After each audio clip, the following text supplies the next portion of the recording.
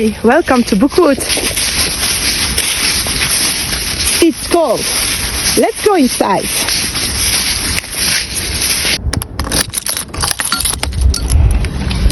Come in. Hi, I'm glad you chose to spend some time with me. Let's continue reading for Realmathon this next 2 weeks.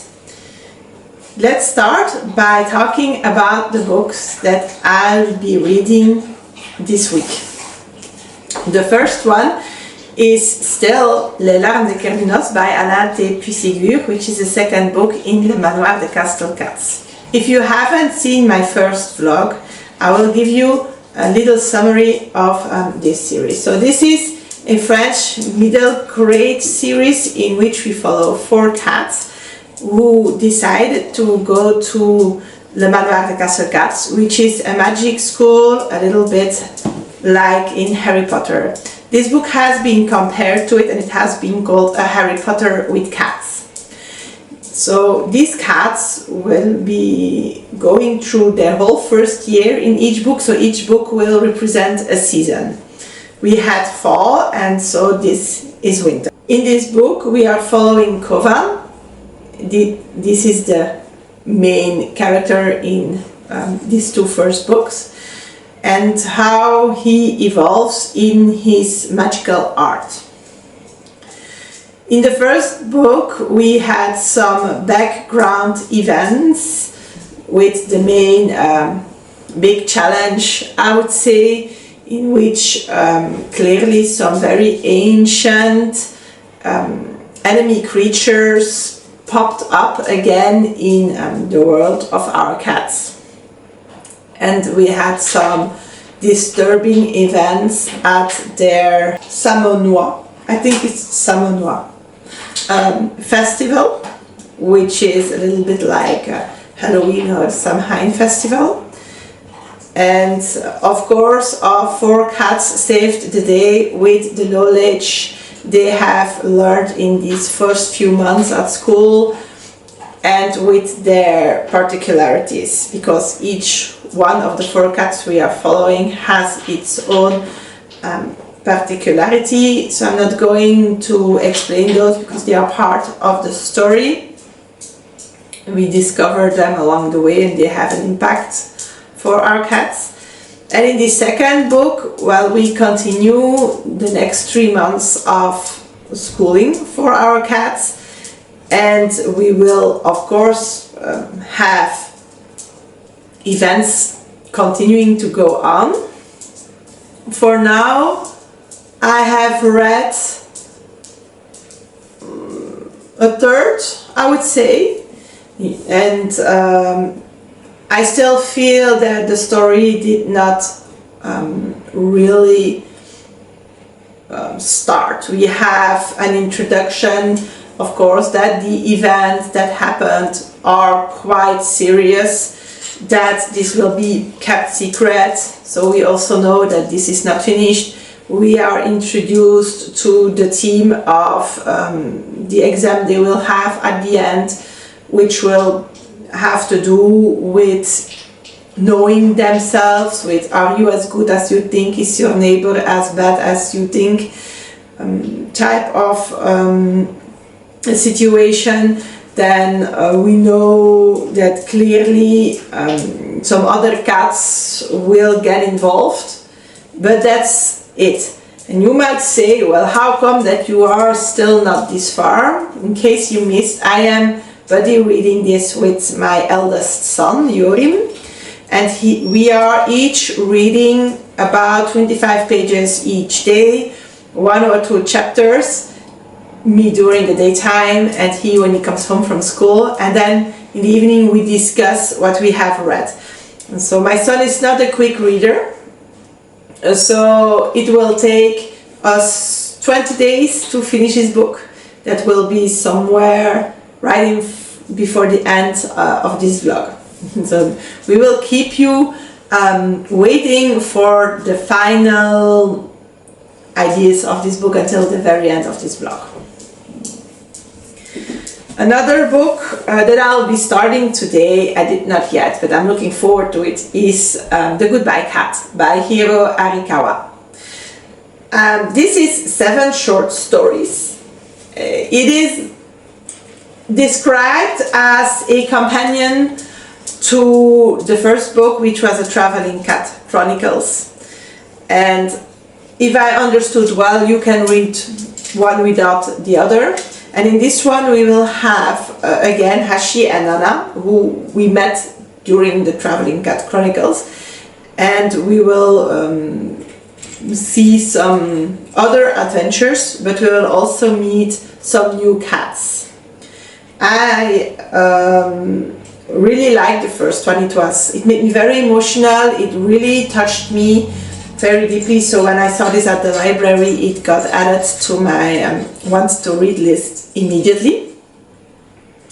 So this is short stories, and short stories are not my favorite reads.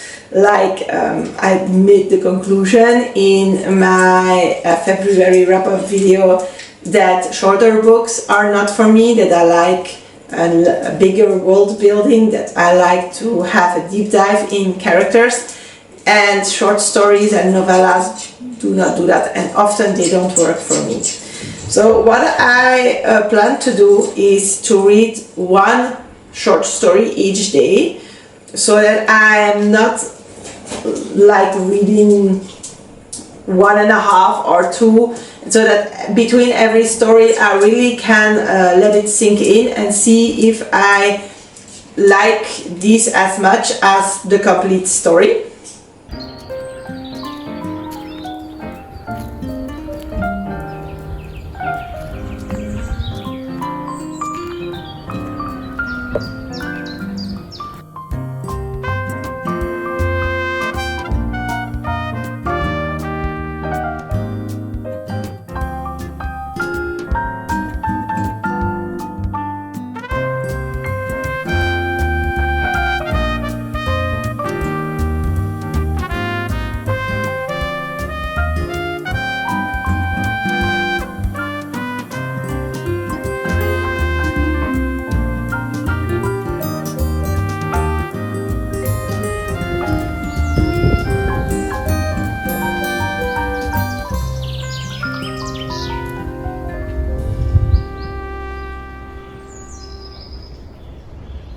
So we meet in my garden today. My reading feels like it is going extremely slow, even if it's not really the case. So I am still reading the Manoir de Castlecats with my son, and I think it is a way long time to read it chapter by chapter. It will take us 20 days, and by this time I feel like I will never end it, but I did get on in it. But reading this way leaves me with nothing much to tell you, since every day a chapter does not bring the story quite ahead. I've already also started Au revoir des chats by Hiro Arikawa, which I am reading short story by short story, since often short stories seem to be difficult for me to read all back to back. And I really enjoyed them so far. I have read the first 3, so I have decided to read them in the right order. And the first one is talking about Hashi. And if you haven't read the Traveling Cat Chronicles, then you can read this. But if you have, then this is the cat that Satoru, our main character, has. So it's not the main character, it's the focus of the cat. That he had when he was a child. And in this first short story we learn more about how Satoru and Hashi met, but also how their life together was and how they parted, and how Hashi's life continued after that. The second story is told by Nana. Nana is the second cat that Satoru owns, and it's the cat that he tries to relocate in his travels during the Traveling Cat Chronicles. And we will see a part of this story through Nana's eyes, and we will also meet someone from Satoru's past that we didn't meet in the Traveling Cat Chronicles. I thought it was not as interesting as a background story than the others, but it was still very moving. So the third short story in this book is a completely on its own story, in which we will not be following a cat, we will be following a boy or a man when he tells the story that happened to him when he was a boy, but in which a cat will be the main character. So this boy has to learn to call his father's new wife mother, since his father remarried after his biological mother died, and the boy has very much difficulty with that. I understand him. The family goes to a trip to a cat island where they get to know each other better, and the boy is accompanied or gets contacted by an older woman, and very magically she will tell how his father one day rescued a cat. I thought this story was very moving, and I think it's very difficult to tell you something about it without spoiling it. The next story is only like 5 pages long, and it is quite special. I cannot tell you much about it, because if I do, then I spoil it, but I thought it read more like a poem or like a poem styled text, and I thought it was very accurate, very beautiful, and it didn't need more space than that just to be spot on what it is to own a cat. So I am very curious for the 3 other stories, and I will be telling you more about them in a while. I also, let me fetch it,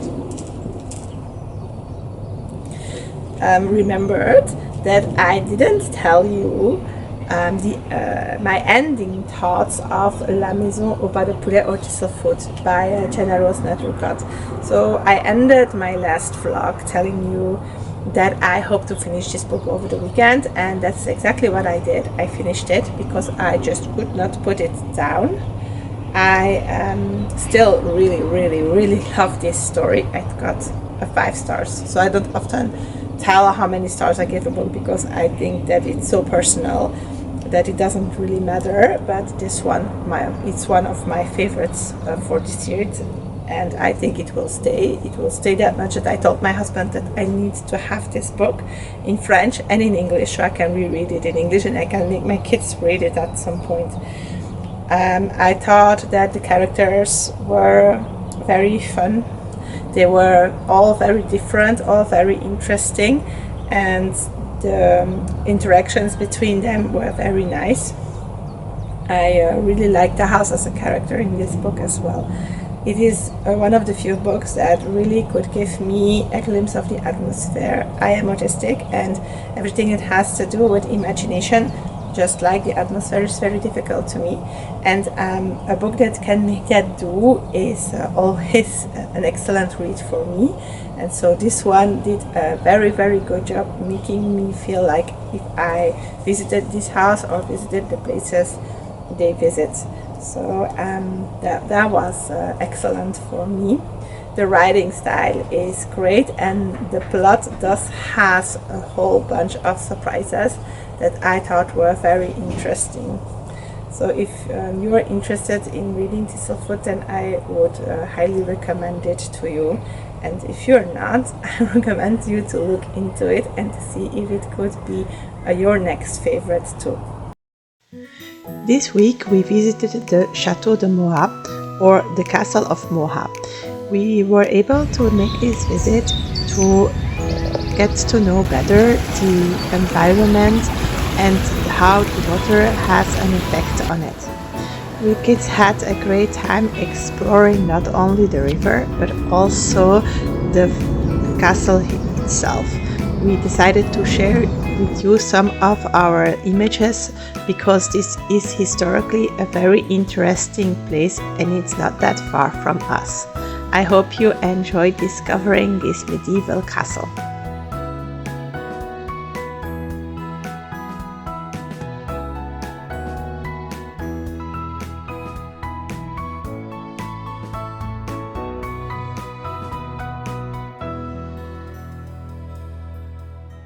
Let's have another update about the books I'm reading for Realmathon. I ended up finishing The Goodbye Cat by Hiro Arikawa over the weekend, and I really enjoyed the last 3 stories of this short story collection. The first one was about a young woman that comes home after a month of absence for having given birth to her son and staying at her parents' house. I think that's a very Asian thing, because here we don't do that. And she comes home to her husband, who is a mangaka and who she describes as being asocial and having trouble with day-to-day life stuff. And when she comes home, she discovers that her husband has adopted a very small kitten, a kitten that still needs to be fed with milk. And slowly during this short story, we will uncover why he did that, everything that happened, how hard he tried to keep this kitten alive. And slowly we also see how this influences how he is as a dad. And I found this story very touching. I am a mom and I can relate to this character, to her fears and such. And so I was really deeply touched how this cat and this baby made both parents' world a better place. The next story that we had spoke a little bit less to me. We are following a family that had a cat because the kids and the mom wanted to, and they got along very well with this cat and they loved it much, but the father was seen and portrayed as a heartless person, as someone who is cold and has no emotions or emotional connection to people, but also to this cat. And when this cat dies, this man seems still quietly touched by this, moved by this, even if he doesn't want to show it, and he tries to keep jellyfish as a pet. And then one day another cat comes into their life, a cat that is nice with nobody except the father, and we will follow how their bond gets stronger. And then unfortunately the father dies, and we see the cat's and the family's reaction to that. It touched me less than the others, but it was still not unpleasant to read. The last story in this book was one that almost made me cry. It was about a cat, and we were back in the point of view of a cat that as a young kitten gets adopted by a family that also just has a second child. And we follow how this cat and the second boy grew up together. We follow the cat's thought pattern, and we understand why some of its behavior is linked to things the humans said or did. And we will follow this cat in time jumps all the way to when he's 23. And I think it is not spoiling to say that we will witness this cat's death. That's not what moved me the most. It was the things the cat tried to do. And those I don't want to tell about because that would be spoiling what it is all about. I really enjoyed reading this book. I also think for me it worked very well to read short story by short story, one each day or one every now and then, instead of reading a book with sort of stories from the start to the end, like in a few sittings. And I'm really happy I read this book, and it is as emotional as is the Traveling Cat Chronicles. I think you can read this one without having read it. If you would like to read the Traveling Cat Chronicles, then don't read this one first, because it will spoil a little bit with the two first stories. But the other way around works fine, or just this one works fine as well. I waited to film this update until later in the week, so I could tell you more. So about Les larmes de Kernunos, the second book in the Manar de Nethercott by Alain T Puysségur. And we finished it. And I have a lot of thoughts. The first thing is, if I wonder how much my experience of reading this book is colored by reading it chapter by chapter. I found that really broke up my reading flow. Sometimes I was like, I could read some more, but then the agreement was to stop, so I did. And I am not sure if that influenced the way I got into the book, the connection I made with the characters, or how I view the events. I also learned out of this experience that it is quite difficult to read a book and then to find subjects about each topic to talk about with my son. So I left him a storygraph comment, and he had to go respond to it. And at sometimes it was just, oh, I liked this phrase, this was nicely said, oh, I wonder what's going to happen. But I tried to make it more deep, and I had trouble doing that. Maybe it's the book, maybe it's me. We'll see, because I might have a similar project going on for next month. But in this book, we will still be following the 4 cats that were following in the first book, and we will follow their second year at school. And since I don't want to spoil the story, what I will tell you is that what I found was that it was very sad is not the good word, but not as great, because instead of really having each cat bringing his part to the story, we were following Kovan, and the other cats did not bring in that much of interaction or actions.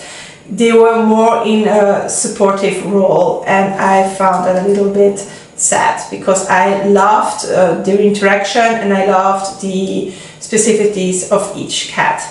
So we have not only less of those, but we have an introduction of a whole lot of characters. I find much characters for the book and the story that will bring one small element, but that then are left like hanging in there until they are needed in maybe book 3 or book 4. And I found that a little bit unnecessary. So you have all these characters that now you need to remember until the next book come out, and they were supposed to come out every time 3 months apart, and it ended up being way more separated. So I already had trouble remembering the first book, so we'll see what it gives, because I will read the third book. Then I have the same kind of critique for the events. So we will have, let's say, the wrap-up of the events of the first book. Of course, these events will go through all of the 4 books, because they imply the very big bad guy. and we wrapped that up, and then we slowly got like more of the same, like, oh, we have had some events, but none of them were very specified about what was happening. And then when finally something happened, it was when our main characters were not at the school, and so they were not part of it, and we have like some echoes of what happened. So I think that's a little bit sad also, because in the end there was not that much of an action. An element was added to this thread, to this timeline of events, and I was hoping that we would have more of that at least would be resolved in this book, and that didn't happen also. So even it went even further, that in the epilogue we would have more about that and then done. So also that left us with a hanging for the next book. And then we had the events that were tied to their student life, to the test at the end with Kernunos, and I thought they were a little bit flat. So we have not much of lessons, not much of learning. And then we have the struggle at the end, the test at the end, and I thought that could have been a little bit more prepared than it was. So yeah, it was like a 3 stars. It is definitely a book that has second book syndrome, and now I am looking forward to the third book that should come out the 3rd of April. So we'll see when it arrives at the library and when it's my turn in the waiting list to read it. And we'll see at that moment if I have a better feeling about it. I still really enjoyed the writing style, the vocabulary that is used in this book. I have learned new French words. French is also not my first language, but I speak it extremely well. I am bilingual. And I have learned some new words, cute words. So that was fun. That's one of the reasons mainly I enjoyed this much. It's cats in the main character and a very fun writing style. Then the story is nice, but not more than that. And since at the same time I had more time to read than the chapter, I started the next book, and I am like 3/4 in or something, so that's nice. I hope that I finish this, well, not today, maybe tomorrow, and that would be the Prisoner's Throne by Holly Black. I had to think about the title in English, because in French it's the other way around. Yes, it is a prisoner's throne, and in French it is le trône du prisonnier. So the words are switched, and it's confusing. It's confusing. So this is the second and the last book in the Stolen Heir duology. I have read the first one a long time ago. It took a very long time for this book to get translated into French, and since I read the first book in this language, I didn't want to switch language in between books, because sometimes names change and then I get confused. So I waited for this translation. It is a very beautiful book. So it is not actually mine, it is my daughter's book. She's collecting the whole trilogy, and so she lent it to me. So we have very nice sprayed edges. And then let me take the dust jacket off.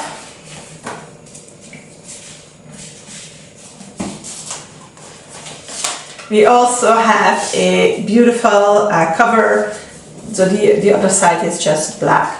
And the front and end papers are nicely designed as well. And it is just beautiful, and I think it's nice to read a beautiful book. For those who don't know about this duology, it is in the same world and with the same characters as the Cruel Prince trilogy. but it happens several years after the events of that trilogy, and we will meet. And then there we go with what I mean with translated names. We go with the brother of Jude and Darin, which in French is called Chêne, which is oak. So maybe in English he's called Oak. It's the character with the hoofs. He's a fae, and he's now grown up after all these events. He lives in between the world of the fae and the human world. And one day, in the first book, he sets out on a quest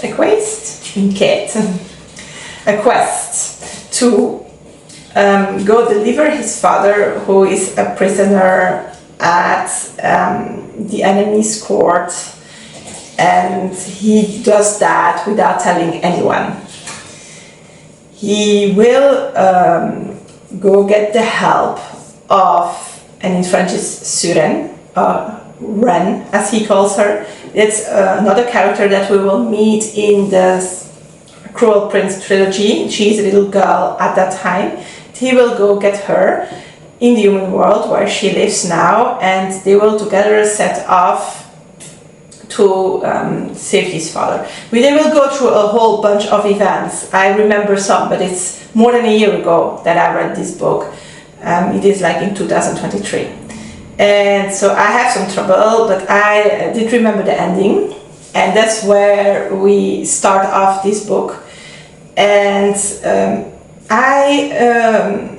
I really loved all the others, and I really loved them because they had great story. And this, I loved it because of the characters, and especially the character interaction between, we'll say, Oak and Suren, because this this book is more focused on their relationship, on them growing as persons, than on palpating events, on life-changing events.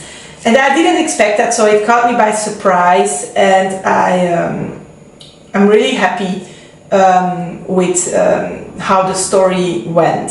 So it's not completely finished, and I will come back to you when I've finished that. I'm also listening, the audiobook I'm listening to is Divine Darkness, the second book, and the title is Far Away. And in this book we are following like the same characters. If you want to hear me talk more about the first book, then I sent you to my Romantasyathon vlog, because I listened to the first book of this trilogy for this readathon.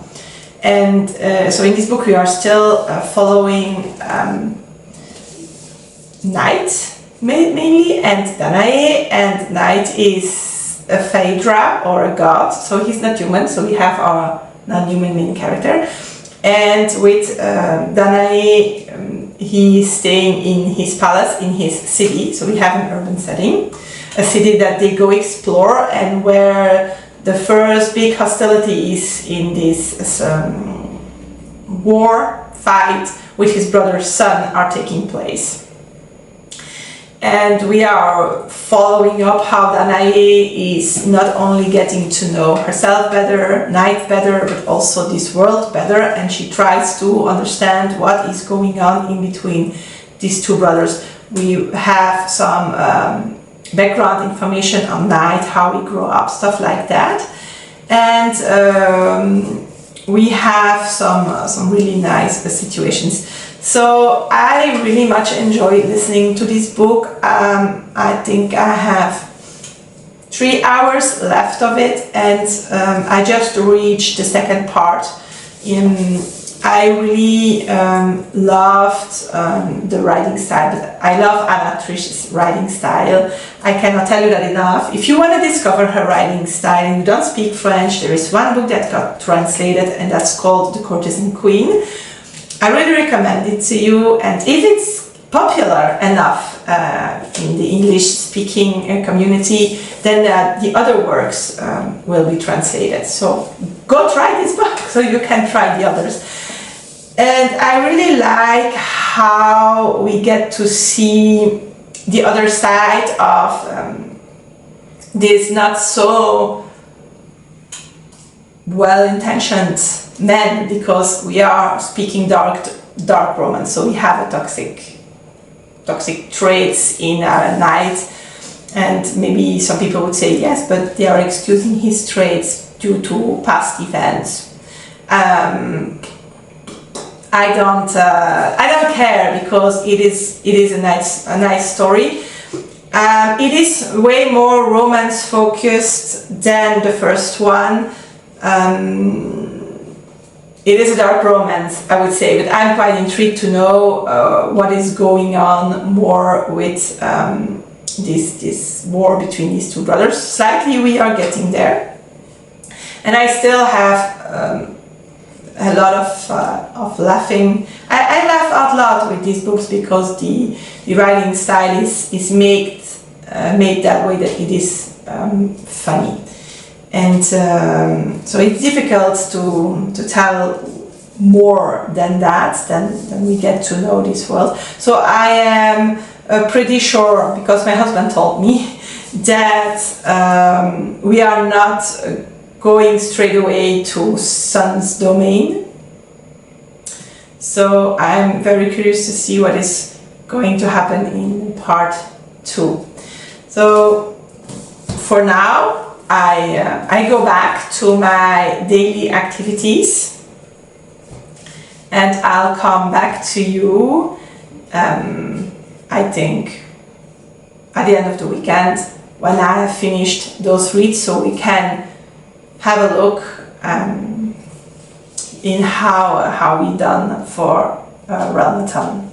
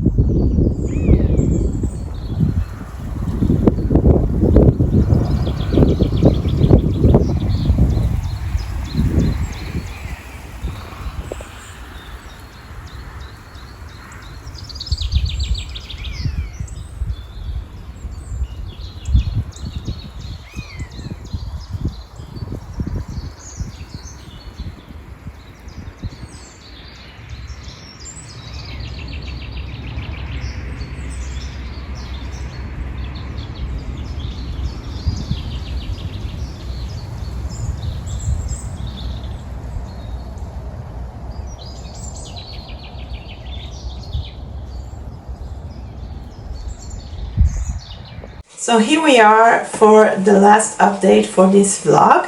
We are really the last day of the month, and so the last day for Realmathon. Over the weekend I finished The Prisoner's Throne by Holly Black, and I was really moved by the ending. I loved Oak and Soren's relationship throughout the whole story. I thought it was very cute. I thought it was interesting to see how Oak, I think it's called Oak in English, Chêne in French, is struggling with these feelings.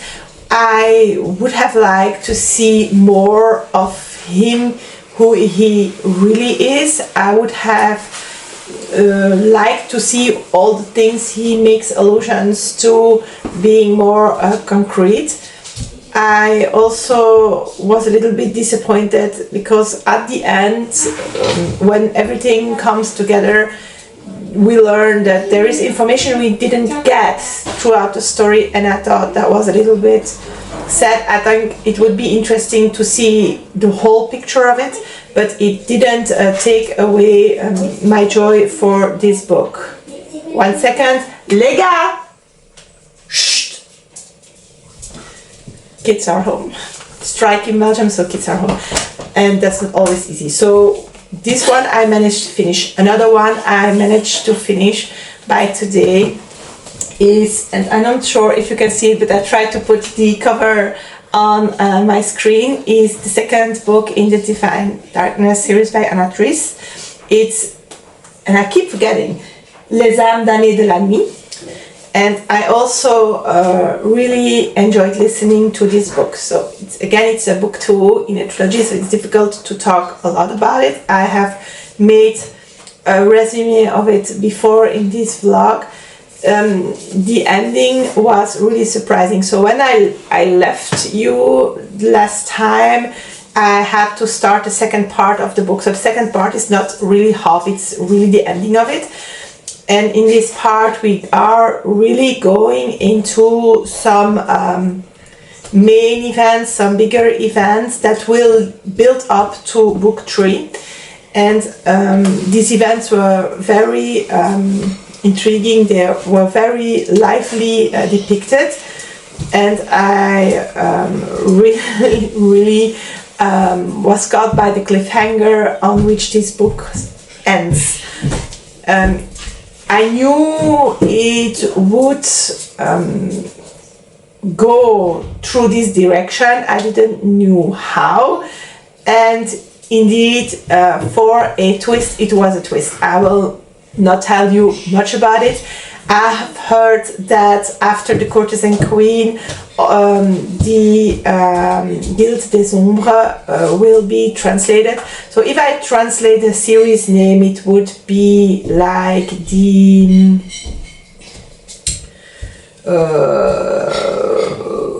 a guild. Maybe guild is the same word in English, of the shadows. And that leaves hope that the other books will also get a translation to English, which would be fun because Anna Triss has a really fun writing style, especially in her dark romance books and dark paranormal romance books, that I really hope one day you can discover in English. Another book that we mentioned starting for Realmathon and that will not be finished, unfortunately, is The Wind in the Willows by Kenneth Grahame. Did I remember this time? Yes, Kenneth Grahame. I read this book with my kids, and as you can see, we didn't get far. We have had very tired kids in the evenings. The nice weather is coming back. They are playing way more outside. And so all their energy goes into that. We had one of the boys going on a field trip for a week with school, and he asked not to continue reading without him. So that stopped us. So maybe there will be final sprints, because I haven't seen up till now that there is the announcement for the closing sprints with Cassidy. So maybe I will read ahead by myself and see if I can finish this book tonight, but I also need to edit this vlog, so I don't think we will. I enjoyed what we have read, so every big chapter is a story on itself. It is that you can read. And these stories are, I think, very sweet and full of adventure for younger kids, and especially my boys like them a lot. My boys both loved what we read, and they assured me they want to continue reading this book next month. So maybe I'll make a little short when we finish it to tell you what we thought exactly of this book. So following my little piece here, my little clip, I will insert a little clip of Yorim, with who I did the body read for Les larmes et Kernunos. So you can hear his thoughts on this book. Je vais vous parler du manoir de Castlecats, tome 2, Les larmes de Kernunos, écrit par Alain T Puysségur. Alain T Puysségur. Le livre était bien. Je l'ai aimé, mais de temps en temps j'étais là un peu ouais bof. Pour les personnages, mon personnage favori c'est Grisbouille. Il est trop mignon, trop gentil, et sans lui on ne saurait pas où on en est. Quand il décrivait un paysage, parce qu'ils ont beaucoup voyagé, je me sentais vraiment, j'arrivais à m'imaginer, j'avais de temps en temps même l'impression d'être avec eux, Et je ressentais vraiment leur émotion quand il se passait quelque chose de bien, quand il se passait quelque chose de mal, quand ils étaient heureux, quand ils étaient tristes. Franchement, c'était bien. C'était vraiment bien, je me suis bien mis dedans. Et c'est peut-être grâce à l'écriture que j'ai vraiment adoré de Alain. Pour l'histoire en général, elle était bien. Mais de temps en temps, j'étais là un peu... ouais, il se passe pas grand chose la suite. Et quand il se passait quelque chose, ils en faisaient beaucoup, un grand foin pour pas grand chose en fait. C'était oh non, il s'est passé ça. Et pas grand chose en fait. Après 3 jours, c'était réparé. Ce qui m'a beaucoup déçu un peu aussi, c'est de l'avoir lu en body read. Parce que de temps en temps, j'étais là, je veux lire la suite. Je veux savoir ce qui va se passer. Je veux avoir la suite des choses qui se passent. Mais j'en étais restreint parce qu'on était en body read avec maman. Pourquoi je l'ai lu? J'avais lu le 1 l'année passée, je pense. Et ma mère m'avait obligée de le lire. Et j'aime pas laisser une série en suspens. Donc j'ai lu le 2. Et franchement, pas déçu. J'ai bien aimé le livre. Il y a des nouveaux personnages. Beaucoup trop de nouveaux personnages. Certains, je me dis, rien à foutre. D'autres, je me dis, eux, ils vont être cool. J'ai hâte qu'ils apparaissent plus dans l'histoire. See you soon!